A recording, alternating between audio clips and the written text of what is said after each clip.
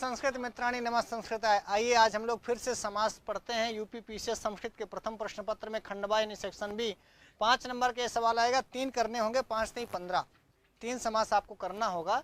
तो ये थोड़ा सा बड़ा, इसलिए 6 मिनट इसमें आप समय दे सकते हैं। अध्यात्मम शब्द आ जाए। अध्यात्मम में बताइए कौन सा समास होगा भैया? अधि इस अव्यय के साथ आत्मा। हाँ, तो आप देखिए लौकिक विग्रह करिए, पहले आत्मनिगी हो जाएगा, अलौकिक विग्रह करेंगे। आत्मनि सप्तमी का रूप है, इसलिए इसमें आत्मनिगी अधि ऐसा करेंगे। अध्यात्मम में प्रेम भैया, अध्यात्मम में आपको अधि दिख रहा है। अधि अधिधन आत्मम, अधि के धा में जो ई था, ई के स्थान पर यह हो गया, यहाँ संधि हुई है। और अध्यात्मम तो 2 पदों में समास हो रहा है, एक अधि अव्यय है और आत्मा यह शब्द है, पुल्लिंग है। आत्मन शब्द का अधि के साथ समास हो रहा है। जब भी किसी अव्यय पद का समास होगा तो अव्ययी भाव ही होगा, ये आप जानते हैं। किसी भी अव्यय पद का समास हमेशा अव्ययी भाव समास होगा। अब आत्मनिगी केवल इतना ही आपको लौकिक विग्रह करना है, और अलौकिक विग्रह में आत्मन शब्द है, मूल आत्मन शब्द है, राजन की तरह। जैसे राजन शब्द है वैसे आत्मन शब्द में गी लगाएंगे, चूंकि आत्मनि सप्तमी का एक वचन है। तो आत्मनिगी से आपने आत्मनि को कर दिया और अधि के साथ समास हो रहा है, इसलिए अधि भी लिख दिया। और अधि चूंकि अव्यय है, इसलिए इसमें सु औज सम जोड़ना नहीं है। तो आत्मन गी अधि ऐसा आप कर देंगे। अब अध्यात्मम का अर्थ हुआ आत्मा में। आत्मा तो ये में अर्थ सप्तमी का है कि नहीं? में पेपर, तो इसीलिए गी आप सप्तमी वाला लगाए हैं। आत्मा में या आत्मा के विषय में अध्यात्म कहते हैं जब आप आत्मिक चिंतन करते हैं। अध्यात्म उसी को कहते हैं ना। अध्यात्म ने क्या, जब हम कहते हैं कि बड़े आध्यात्मिक हैं, माने आत्मिक स्तर से सोचते हैं। बहुत सारे लोग शारीरिक स्तर पर हैं, जैसे मजदूर शारीरिक स्तर पर है, पर कोई जो चिंतक है, जो मुनि है, जो ऋषि है, जैसे पाणिनि है, वो आध्यात्मिक है। क्यों? वो आत्मा के स्तर से जो चिंतन करे, जो सोचे, जो विचार करे, जो जगत को आत्मा के स्तर से देखे, वो आध्यात्मिक है। अध्यात्म यही है, माने आत्मा के स्थल पर जो बैठा हो, जिसका चिंतन, जिसकी सोच, जिसकी विचारधारा आत्म स्थल से शुरू होती हो। जैसे हम कहें कि भाई ये बिस्कुट हमारा है, आपने कहा हमारा, पहले हम बिस्कुट खा, इसका मतलब आप वस्तु स्थल से सोच रहे हैं। बिस्कुट क्या वस्तु है? हाँ, ये मेरा है, ये मेरी कपड़ा है, वो मेरा कपड़ा है। और कुछ लोग देखिए ऋषि मुनि रहते, उनको कपड़े की खोजे नहीं, क्या वो आत्मा स्थल आध्यात्मिक इसीलिए जो आत्म स्थल माने जो जगत को, ब्रह्म को, मन को, चिंतन को, सृष्टि को आत्मस्थल से सोचता है।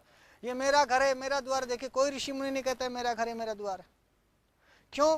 क्योंकि वो अध्यात्म में है, आत्मा में विचरण करते हैं, आत्मिक चिंतन करते हैं। आत्मा में या आत्मा के विषय में आत्मनिगी अधि ऐसा अलौकिक विग्रह करेंगे। तो में पर विभक्ति है कि नहीं? सप्तमी।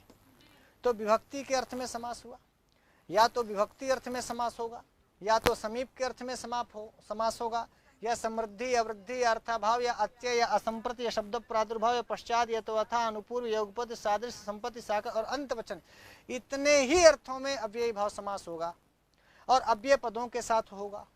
तो अधि अव्यय पद है। तो अब आप ये भी बता दीजिए कि विभक्ति के अर्थ में अध्यात्म में समास हुआ है कौन सा? तो अव्ययी भाव समास हुआ है। और किस सूत्र से? तो ये फलाने सूत्र से। अव्ययम विभक्ति समीप, अव्यय में ये प्रथमांत पद है और ये सप्तमी का बहुवचनांत पद है। तो प्रथमा निर्दिष्टम समास उपसर्जनम से पूछेगा कि किस समास से, समासिक सूत्र जो है ये समासिक सूत्र है, समास करने वाला। इसमें प्रथमांत क्या है? अव्ययम, और इस अव्ययम से निर्दिष्ट होगा अव्यय पद है इसमें अधि। तो अधि की उपसर्जन संज्ञा करके हम पूर्व प्रयोग करेंगे, आगे आएगा ये, राइट। तो यहाँ से आप देखिए वही चीजें जो आपने पीछे पढ़ा वो इसमें काम दे रहा है कि नहीं। अब आत्मनिगी अधि इस संपूर्ण समुदाय की कृत तद्धित समासार्थ सूत्र से प्रातिपदिक संज्ञा, चाहे ऐसा लिख दीजिए कि कृत तद्धित समासार्थ सूत्र से आत्मनिगी अधि इस संपूर्ण समुदाय की प्रातिपदिक संज्ञा, जैसा आप चाहें ऐसा भी लिख सकते हैं कि आत्मनिगी अधि इस संपूर्ण समुदाय की कृत तद्धित समासार्थ इस सूत्र से प्रातिपदिक संज्ञा। प्रातिपदिक संज्ञा हम क्यों करते हैं? चूंकि सुपो धातु प्रातिपदिक, इस सूत्र से हमें जो सुप है इसमें गी उसका लुक करना है, तो लुक कर देंगे, प्रातिपदिक हो गया ना ये। आत्मनिगी अधि पूरा प्रातिपदिक हो गया, बोलो हाँ। समास होने के कारण भाई ये तो कृदंत होता या तद्धितांत होता या समासांत होता तो प्रातिपदिक होता। तो बोले भैया आत्मनिगी अधि ये ना तो कृदंत है ना तो तद्धित है, लेकिन समास तो है।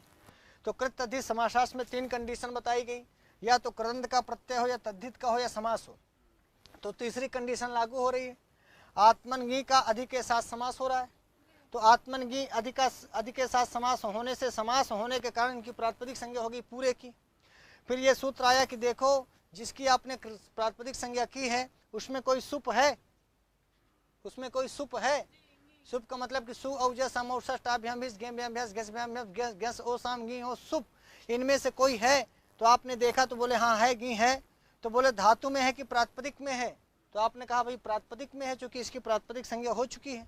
तो बोले उसका लुक कर दो। तो जो इस सूत्र से सुप जो गी था, सुप गी का, सुप माने सु औ सब सुप है, तो गी का लुक हुआ तो बचा आत्मन अधि। गी चला गया ना, तो आत्मन अधीन तो बचेगा। अब आत्मन अधि बचा। अब आएगा प्रथमा निर्दिष्टम समास उपसर्जनम, कि बोले कि समास करने वाले सूत्र में प्रथमांत पद कौन है? बोले अव्ययम।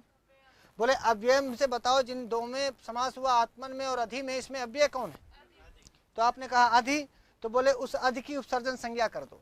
तो आप ऐसा लिख सकते हैं कि प्रथमा निर्दिष्टम समास उपसर्जनम सूत्र से अधि इस अव्यय की उपसर्जन संज्ञा, ऐसा भी क्लियर कर सकते हैं। अधि इस अव्यय की उपसर्जन संज्ञा। अब समझे रहेंगे तो आप अपने से लिख लेंगे, फिर बहुत दिमाग नहीं लगाना पड़ेगा। इस सूत्र से, या ऐसा लिख दीजिए कि इस सूत्र से प्रथमा निर्दिष्ट होने के कारण अधि की उपसर्जन संज्ञा, अधि इस अव्यय की उपसर्जन संज्ञा। लेकिन 60 में लिख दीजिए सूत्र से उपसर्जन संज्ञा। अब उपसर्जनम पूर्वम सूत्र कहता है कि जिसकी भी आपने उपसर्जन संज्ञा की है, उपसर्जन संज्ञा का परिणाम क्या है, उपसर्जन संज्ञा का रिजल्ट क्या है, उपसर्जन संज्ञा का फल क्या है, क्यों उपसर्जन संज्ञा कर रहे हैं? बोले उपसर्जन संज्ञा इसीलिए की जाती है योगेश जी कि ताकि हम उपसर्जन संज्ञा का पूर्व में प्रयोग कर पाए। तो आपको यदि अधि को पूर्व प्रयोग करना है तो उसके पहले उपसर्जन संज्ञा करनी पड़ेगी। ऐसे ही जैसे प्रातिपदिक संज्ञा किए बगैर हम सुपो धातु प्रातिपदिकों से लोप नहीं कर पाते, तो हमको सुपो धातु प्रातिपदिकों के पहले हमेशा कृत तद्धित समासार्थ से प्रातिपदिक संज्ञा करनी पड़ती है। यानी कृत तद्धित समासार्थ और सुपो धातु प्रातिपदिकों ये शेर बोक्की की तरह। शेर बोक्की समझ गए? हेड टेल, हेड टेल एक तरह, हाँ हम लोग गांव में शेर बोक्की कहते थे कि माने एक ही सिक्का है, शेर बकरी, कि भाई एक तरफ शेर बना है एक तरफ बकरी। तो हेड टेल यही है कि सिक्का वही है, हमेशा कृत तद्धित समासार्थ आएगा तो चप्प से जान लो सुपो धातु प्रातिपदिकों आएगा। और यदि प्रथमा निर्दिष्टम समास उपसर्जनम से उपसर्जन संज्ञा हुई तो चट्ट उपसर्जनम पूर्वम आएगा, पूर्व करने भाई। नहीं तो यदि उसका पूर्व प्रयोग, अधिका पूर्व प्रयोग नहीं करना होता तो प्रथमा निर्दिष्टम समास उपसर्जनम से उपसर्जन संज्ञा करने का रिजल्ट क्या है? और पाणिनि अपने यहाँ कुछ भी व्यर्थ नहीं करते। बोले भाई उपसर्जन, किसी ने पूछा प्रेम भैया की तरह, किसी ने पूछा कि करे पढ़निया काहे उपसर्जन संज्ञा करे बे? तो पाणिनि बोले कह रहे यार पूर्व प्रयोग करना है इसका। तो बोले अच्छा ये बात है, प्रथमा निर्दिष्टम समास उपसर्जनम से उपसर्जन संज्ञा क्यों हुई? बोले ताकि हम उपसर्जन संज्ञा का पूर्व प्रयोग कर पाए ना। तो आप अपने को समझिए कि हम कृत तद्धित समासार्थ हैं, तो योगेश को समझिए कि ये सुपो धातु प्रातिपदिकों हर जगह लीपता है, लोपे तो करता है सबका नहीं।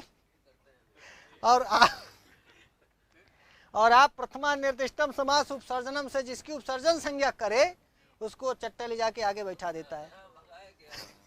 उपसर्जनम पूर्वम से उपसर्जनम पूर्वम सूत्र से अधि का पूर्व प्रयोग करके अधि आत्मन बन जाएगा, अधि। और यहाँ भी आप पूर्व प्रयोग कर ही दिए हैं, यहाँ भी पूर्व प्रयोग है। अब देखिए, अब भाई हम नहीं करें आपका साथी। अब यहाँ देखिए अधि अब कितना बनेगा? अधि का पूर्व प्रयोग है, अधि आत्मन बनेगा ना। अधि के धा में ई है और आगे आ रहा है, ई के बाद आ रहा है। तो बोले अधि और आत्मन को मिलाना है। यदि आ नहीं आता, मान लो या आता, या मान लीजिए, तो फिर हम लोग ऐसे मिला देते। ओ गलत हो गया। अधि यात्मन, मान लो आ नहीं होता तो जो भी ऐसा होता वो मिल जाता। जैसे हम लोग पहले नहीं अधिहरि मिलाए हैं, यही इसी तरह का समास में आप जब अधिहरि कर रहे थे, अधि और हरि हो गया था, तो आप समास इक्विवेलेंस कहाँ किए थे? क्योंकि यहाँ इक्विवेलेंस का नियम नहीं लागू हो रहा था। समझ में आया? यदि अधि के बाद उ आता या री आता, री आता, तो वहाँ भी इक्विवेलेंस संज्ञा होता। अब यहाँ स्थिति ये बन गई कि अधिके धा में जो ई है उसके बाद आ रहा है, तो एकदम अधीर की तरह ये चलता, लेकिन बीच में एक सूत्र और आ गया, क्योंकि यहाँ की कंडीशन ये बदल गई कि अधिके धा में ई था और आगे आ था, तो ई और आ कैसे मिलेंगे? संधि से मिलेंगे। तो उस संधि को करने के लिए हमको ई को यण सूत्र से यण करके अध्यात्मन करना पड़ा। धा में जो ई था, ई के स्थान पर या कर दिया, अब अध्यात्मन बन गया। आत्मन का ना आएगा ना, तो अध्यात्मन कैसे बना? बोले इको यणज से जो भी काम आप करिए सब सूत्र से करिए। तो इको यणज सूत्र यही कहता है कि इक के स्थान पर यण हो जाए। तो अधिके धा में ई इक है, इसके स्थान पर ई के स्थान पर या हो गया, तो ई चला गया, या आ गया, तो देखो धा आधा हो गया, अध्यात्मन ऐसा बन गया, अध्यात्मन बन जाएगा ना। अब अनश्चा एक सूत्र आएगा, इससे टच प्रत्यय करेंगे, अनुबंध लोप। अनुबंध लोप माने टच में चा है और टा है, ध्यान से सुनो, हर बार आएगा ये। तो टच में चा की संज्ञा होगी, टा की संज्ञा होगी, लेकिन टा में आ बचेगा, टा में आ है ना। तो अनुबंध लोप का मतलब होता है जिसको जहां लोप होना हो पूरा लोप हो जाए, जो बचे तो बचेगा आ, अध्यात्मन आ। अब आपसे कोई पूछे कि अध्यात्मन में ये आ क्या है, तो आप आ नहीं कहेंगे, आप कहेंगे टच प्रत्यय है। क्या है? टच प्रत्यय है। वो टच करने वाला नहीं, टच छूने वाला टच नहीं, हाँ, डोंट टच नहीं, ये टच प्रत्यय है। तो टच के चा में चा की संज्ञा हो जाएगी, चा चला जाएगा, टा चला जाएगा, तो आ बचेगा। तो यहाँ 60 में हमने लिख दिया कि टच प्रत्यय आएगा। तो आपसे कोई पूछे कि अध्यात्म में कौन सा प्रत्यय जुड़ा है, सामासिक प्रत्यय, तो आप बोलेंगे टच। अब किस सूत्र से? तो अनश्चा से। किससे? इस सूत्र से टच प्रत्यय आएगा, अनुबंध लोप होकर अध्यात्मन आ बना, टच का आ है ये किसका है? यचिभम सूत्र से अध्यात्मन की भा संज्ञा, टी अन का नस्तद्धिते सूत्र से लोप, अध्यात्म आ बचा। देखिए ये सूत्र दो ठो आपको इसमें एक्स्ट्रा लगाने पड़ेंगे। हाँ, यहीं से क्या कहता है? यचिभम कहता है कि अध्यात्मन की भा संज्ञा कर देंगे, और टी जो अन है, टी को समझना है आपको। अध्यात्मन में जो सेकंड लास्ट स्वर होगा, सेकंड लास्ट, हाँ वो तो ठीक है, मैं ऐसे 60 में बता रहा हूँ, अचौन इत्यादि टी तो है ही। तो टी क्या होती है? बोले जो सेकंड लास्ट वर्ण है उसके बाद जितने अक्षर आएंगे वो सब टी होंगे। तो अध्यात्मन में माँ में आ है और इसके बाद ना में आ नहीं है, तो माँ का आ ले लीजिए और ये ना, तो अन्न को हम टी कहेंगे। अन्न को से जो लास्ट में स्वर होगा उसके बाद जो व्यंजन होगा वह व्यंजन भी टी में आएगा। अच्छा, मान लीजिए इस ना में ये हलंत नहीं होता, अध्यात्म न ऐसा होता, तो फिर यहाँ टी, तो यहाँ पर टी आ हो जाती। समझ गए? टी का यही मतलब, टी एक संज्ञा है, तो आप उस टी संज्ञा को समझे। ये भी टी संज्ञा भी बहुत बार आएगी, किसी भी शब्द का आखिरी स्वर। अब आखिरी स्वर के बाद यदि कोई व्यंजन आ रहा है तो वो भी टी में गिना जाएगा। अब देखिए यहाँ पर, यहीं पर समझते चलिए जाके टी, मान लो हमने मनस कह दिया, मनस, मनस, टी बताइए। मनस का आखिरी स्वर है ना में आ ना, तो वो आ ले लेंगे तो ये बन जाएगा म न और अस। तो ये जो अस वाला हिस्सा है ये टी है, तो जब टी निकाल देंगे, मनस से टी निकाल देंगे तो केवल मन बचेगा, ना हलंत हो जाएगा, क्योंकि उसका जो आ था वो टी में चला गया। तो जनरली टी को करते क्यों, टी संज्ञा क्यों करते हैं, वो आगे इसमें आपको पता चलेगा। तो अब आप समझ गए कि टी जो है अध्यात्मन में अन टी है, और नस्तद्धिते सूत्र से हम उसका लोप करेंगे। किसका? टी का लोप करने के लिए नस्तद्धिते कहा। तो अब बचेगा अध्यात्म। यहाँ पर समझना थोड़ा सा, अध्यात्म और अन ना, हाँ ये तो अप्रत्यय का है। तो अध्यात्मन जो था उसमें जब अध्यात्मन में से हम अन टी को निकाल देंगे तो अध्यात्म माँ हलंत हो जाएगा कि नहीं? वही अध्यात्म का माँ यहाँ हलंत है, और जो अन था वो टी होकर के लोप हो चुका है। तो अध्यात्म बचा और इसका जो है टच प्रत्यय का आ बचा, टच प्रत्यय वाला आ। अब वो अध्यात्म, ये माँ हलंत है, ये आ बचा है, तो ये जुड़ जाएगा, अब बन जाएगा अध्यात्म, अध्यात्म आ। अर्थात यहाँ लिख दीजिए वर्ण सम्मेलन होकर अध्यात्म बना। इतना और जोड़ लीजिए इसमें, अध्यात्म आ और फिर यहाँ कामा लगा करके वर्ण सम्मेलन में वर्णों को मिला देंगे तो वर्ण सम्मेलन होकर अध्यात्म बना ना। अब अव्ययी भावश्चा सूत्र से अध्यात्म की अव्यय संज्ञा, जैसे आपने अध्यय की अव्यय संज्ञा की थी ना, और एक देश विकृत मनन्यवत न्याय से सु विभक्ति ला देंगे, अध्यात्म सु बन जाएगा ना।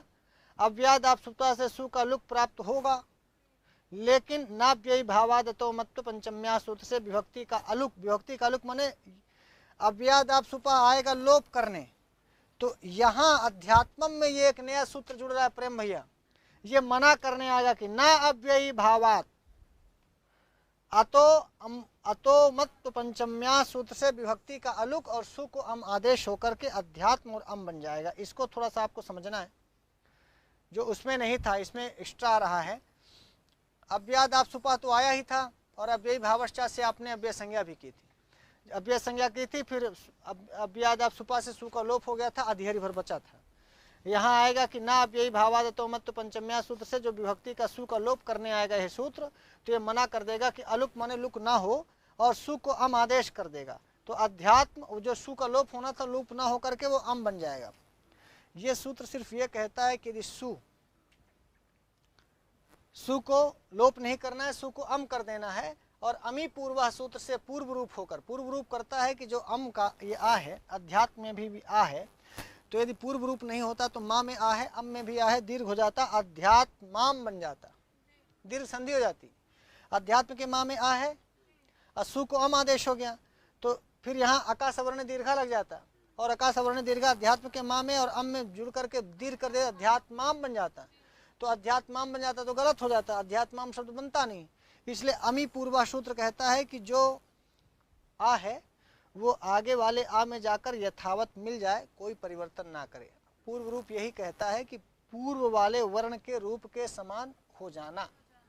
तो अम का जो आ है वो अपने पूर्व वाला रूप जो माँ में आ है जाके यह आ उसी आग में समा जाता है और कुछ नहीं करेगा, तो अध्यात्म में यह रूप बन जाएगा। तो अमी पूर्वा से पूर्व रूप आपको करना है। पूर्व रूप को समझ लें प्रेम भैया, पूर्व रूप क्या होता है।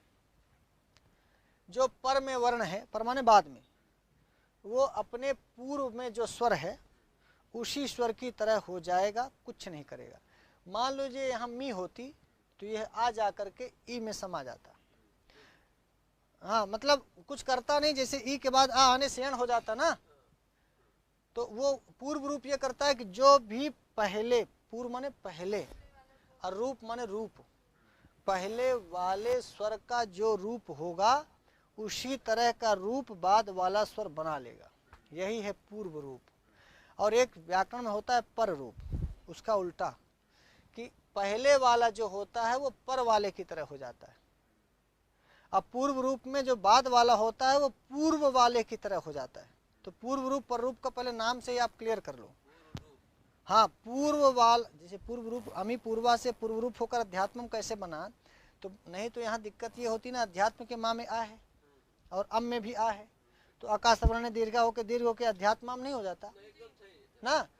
तो पूर्व रूप क्यों किया, बोले पूर्व रूप ये किया कि जो आ है ये बाद में है, अध्यात्म और अम ये दो पद हैं, तो अध्यात्म शब्द का आखिरी पद है माँ में आ, स्वर गिना जाता है इसमें, तो माँ में आ, और बाद में भी जो है वो है आ, हाँ तो दीर्घ हो जाता। लेकिन अमी पूर्वा कहता है कि भाई यहाँ पर दीर्घ नहीं होना है, तुमको पूर्व वाले जो स्वर हैं, हमारे स्वर है माँ में आ, उसी में जाके चुपचाप वैसे बन जाओ, हाँ उसी तरह बने रहे। यानी ये अम का जो आ है ये बिना शर्त, ये बिना शर्त क्या करते हैं वो देना, समर्थन देना। ये अम का आ अध्यात्म के माँ में जो आ है उसको बिना शर्त समर्थन देता है।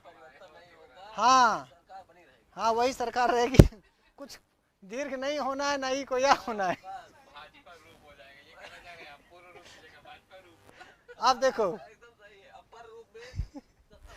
हाँ नहीं, पर रूप में जो पहले वाला होता है वो पर वाले की तरह हो जाता है। आप ऐसा समझिए कि यदि माँ में जो आ है ये जा करके इधर जो आ होता या ई होता या ऊ होता या री होता, जो भी होता, यदि उसकी तरह हो जाता तो मतलब जो वर्ण जाके जिसमें समाता है उसकी सत्ता होती है। ये हाँ, तो इसका विलय नहीं, अध्यात्म का माँ जाकर आ में नहीं विलय हुआ, नहीं तो वो पर रूप कहलाता। ये अम का आ जाकर के माँ के आ में मिला, तभी पूर्व रूप कहेंगे। पूर्व रूपता ये है कि बाद वाला जाके पहले वाले मिले, और पर रूपता ये है कि बाद वाला पर वाले वर्ण में मिले। पर माने बाद में, समझ में गए? तो आज इसके लिए सूत्र है अमी पूर्वा। अमी पूर्वा का मतलब जो अमी में अम है उसका पूर्व रूप हो, ये अमी में यही है। अमी माने अमी में पूर्व रूप हो। अम जो सु का अम हुआ, जब भी सु को अम होगा, एक नोट कर लीजिए बात, जब भी सु का अम होगा तो कभी भी दीर्घ गुण यण कुछ नहीं होगा, सिर्फ पूर्व रूप होगा। आप समझ गए? हमेशा सु को अम आदेश होगा। पहले संस्कृत व्याकरण शास्त्र का एक फंडा जान लीजिए, सु को जब भी अम, यहाँ सु आया था शुभ विभक्ति, और इसको उसने कहा कि अम बनो, चूंकि भाई नपुंसक लिंग में जाना, जैसे फलम में जब आप फल में सु लगाते हैं तो फला फलव फलाह नहीं बनता, फलम बनता है। वहाँ सु को अम आदेश हुआ है, जलम बनता है। सु को अम आदेश होकर जलम जले जलाने बनता है। धन में सु लगाएंगे, सु को अम आदेश होकर धनम बनता है। याद आया? ऐसे अध्यात्म में सु को अम आदेश होकर के तब अध्यात्मम बना, नहीं तो अध्यात्म बन जाता, सु रहता तो अध्यात्म नहीं बन जाता। और अव्यय होना है, इसको नपुंसक लिंग होना है, इसलिए इसकी अव्यय संज्ञा होनी है, और नपुंसक लिंग होना है तो अम को चाहिए। नपुंसक लिंग का स्वरूप अम है। याद आया?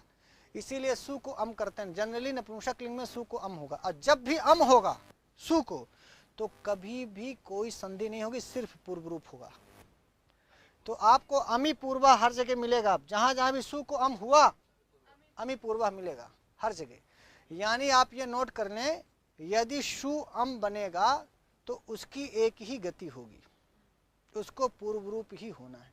माने जो उसके पहले वाला है उसमें जाके उसको मिलना होगा, उसके पास और कोई विकल्प नहीं होगा। तो अध्यात्मम रूप सिद्ध हो गया। बोलिए हाँ। अब देखिए ये इंपॉर्टेंट क्यों हो गया, चूंकि इसमें नाव्ययी भावादेतो मत पंचम्या और अमी पूर्वा इत्यादि ये एक दो सूत्र जो अधिहरि में अव्ययी भावश्च और अव्याद आप सुपह लगा था, उसमें से भी अब दो सूत्र इसमें और बढ़ गए, तो अध्यात्मम अधिहर से भी ज्यादा इंपॉर्टेंट हो गया। जितना ही कठिन होता जाएगा या जितने सूत्र आगे बढ़ेंगे उसके आने की प्रबल संभावना हो जाएगी। कैसे? क्योंकि एग्जामिनर अध्यात्मम दे करके यदि आपने इसको देखो, यहाँ यचिभम भी आया है, अनश्चा से टच प्रत्यय भी लगा है, इसमें ज्यादा प्रक्रिया हुई है। तो वो एक ठो दे करके इसी से समझ जाएगा कि गुरु यदि तुम अध्यात्मम सिद्ध कर ले गए, इसका मतलब इतरो पितरो, तो फिर मतलब बाकी चीजें तो सरल है। उपकृष्णम बहुत सरल है, इसमें बहुत लफड़ा नहीं होगा। लेकिन आप देखेंगे जो थोड़ा सा देखो, यहाँ टच प्रत्यय भी लाया गया है, टच का लोप किया गया है, नस तद्धिति अलग से आया है, अनश्चा आया है, यचिभम आया है। अब यही भावश्चा अव्याद सुपा तो अव्यय में मान लो आएगा व्ययी भाव में, लेकिन अनाव्ययी भावाद तो मत पंचम्या आया, अमी पूर्वा है, कुछ ज्यादा प्रयोग आए, ज्यादा सूत्र है, ज्यादा प्रक्रिया आई। इसलिए हम ये बता रहे हैं कि क्यों अध्यात्मम आपके लिए इम्पॉर्टेंट हो गया, इसीलिए कि इसकी प्रक्रिया कुछ इंपॉर्टेंट हो गई। तो आप बाकी चीजें देखो, सुपो धातु कृत अधि समास रटना नहीं है, सुपो धातु प्रातिपदिक को रटना नहीं है, प्रथमा निर्दिष्टम समास उपसर्जनम रटना नहीं है, उपसर्जनम पूर्वम रटना नहीं है, तो सब में आएगा। उसके बाद क्या प्रक्रिया बढ़ी ये ध्यान में रखना है कि अध्यात्मम आएगा तो इसमें टच प्रत्यय लगेगा, या आप सामान्य रूप से ऐसे लिख लें, टच लगेगा, उसका लोप होगा, सु आएगा, अम होगा, पूर्व रूप होगा।